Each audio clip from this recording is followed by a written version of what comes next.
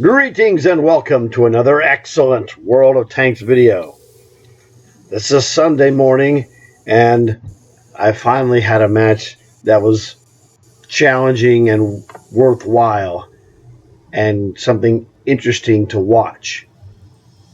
So all morning long, myself and Armored Wraith have been shoved into these matches with multiple tier 4s. And some are worse than others. We did well in some, did not so well in others. But that was when we were a pair. That was my Sexton and his Thresher. He was dealing with kids, and I went off on my own. And I took my Thresher because I'm still working on Dream Machine points as well, as you guys no doubt are. So hopefully things are going well with your Dream Machines points because there's only Sunday and Monday, and that's it. So get it while it's hot, as they say. So I have a fun game for you that took place in the Abbey, and this is a classic River Road attack that you're going to see. But first, please leave a like for this video. It will help a lot. If you haven't subscribed, please consider subscribing, because today it's available for the low price of absolutely free. And I hope you subscribers are enjoying these videos, because I'm doing it every day. Now, let's go check out the video, shall we? For those of you who don't know how this is set up, I figured this probably should be a good thing to show you. On my Thresher, I have it set up where it loses money. And that is, I have, first and foremost, engine and tracks for speed. Advanced repair system, because it costs a fortune to run gold repairs. So, advanced repair system with only one, white repair, the cheaper version. That means if I get hammered again in the tracks, the repair system will repair the tracks faster than normal. And for accuracy as well as decreased reload time, I have a fan. Also for the same reason, I carry the enhanced rations, but this has the added bonus of giving you 10% experience. So I use the Thresher as a 50% bonus commander trainer, because I get the enhanced rations, and in the commander has, well, actually, I guess take that back.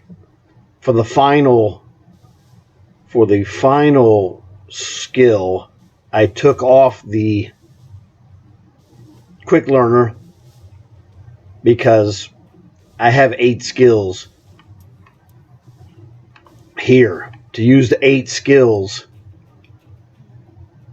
I took off the quick learner, so I lose that 10% bonus. So actually, this is a 40% earner until this is done. And once this reaches the 9th skill, I'm going to swap this out and use this to build up another commander to, monster situation. So she's a strong 8. Advanced reload, increased aim. Born leader enhances each of the reload and the aim. Run and gun. These are the 2 repair skills that go with the advanced repair, so the repairs for this vehicle are pretty good, if not awesome. Armor angling to give you some slight defensive protection above normal, and then rapid aim for faster turret rotation. Now, in the consumables, the gas also gives enhanced turret rotation, and when you're using it, you get a slight horsepower bonus, which is pretty good. So this is as fast as the Thresher can go. This is 46 standard. And this one is configured with all premiums. So I lose money every game I play this, but I just make it all back in Cold War, so it doesn't really matter. This is primed for victories, and that's what it's set to do. Welcome to the Abbey. Now we're going to look at this. Now I'm going down River Road, which means I'm going to go here. I'm going to cut across. I'm going to go down the road and cut across into the houses. How many 4s do we have in this match? Well, we have 5. So there are 5 4s on each team. Not super difficult, but they're not there to help you score, that's for sure. So this is a shortcut to the River Road. There we go. Our first catch of the day. Empire Strikes Back, 1980. Now this guy's a freak. I have the run and gun, but this guy was very hard to hit. And he's substantially faster than I am. I'm doing like, what, 44? 46 is my max.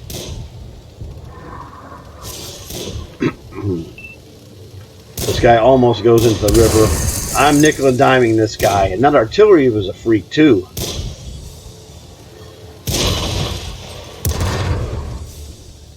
I had to wait till I heard the shot hit the ground before I could turn around.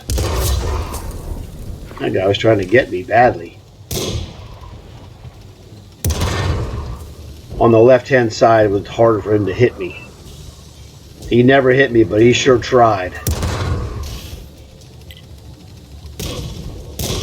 Goodbye. Now here I realize he's probably lost his spot.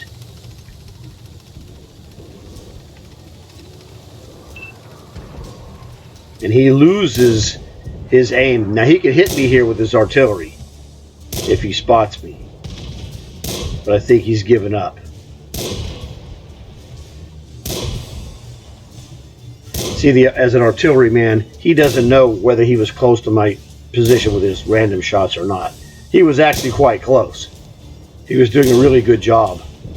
And I wasn't appreciating it as a target. But as an artillery guy, he did a really good job, but he just doesn't know, and he has to give up at some point because there's going to be no payoff. It's an all or nothing. He either gets me or he doesn't. No matter how close he is, it doesn't matter if he doesn't get me. But you and I know that that guy was doing a terrific job. After he lost sight, he took a couple of shots, and he was still in the neighborhood. He had me kind of pegged correctly. But now he can't hit me. When I get here, I'm out of his angle. So this is just murderific. He's got no shot, literally. He'll have a shot when I come through the T intersection. That guy's done. Now he should have seen me coming because that guy clearly spotted me. But it's a very difficult shot when I'm moving at full speed. There he is. I see him, and then I notice that there's this SU-76. Close. Now I got to snipe this guy. Bam! Right in the top of his turret. Lucky for me. I'm clearly a one-shot kill at this moment. If he can hit me. But it's a semi-difficult shot. He didn't make it. He's done. So this game is now over because the enemy is at my base. He gets on the base in a few seconds. But this game is literally over. There's a Valentine 2. He cannot reach us. So when he stepped in the base, I know it's over. I don't have to do anything. The Valentine 2 was way too slow. So we're just sitting here, me and this dude. It's over. We're just waiting. So that was your classic River Road attack.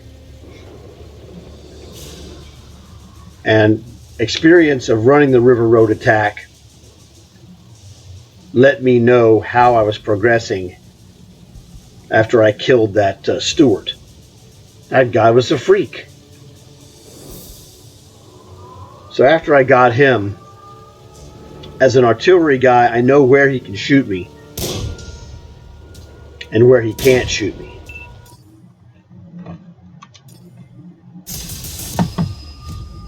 An epic victory! So this is just another example that the Thresher is the most important of the mercenary contract tanks, because this tank is a vicious beast and you can use it to profitable effect.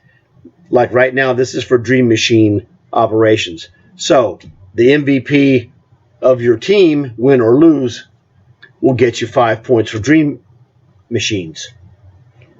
So whenever this contract comes back, and I would wager it could be in the next couple of months, it's a priority item. It's a monster that gives you opportunities to score, as you see here.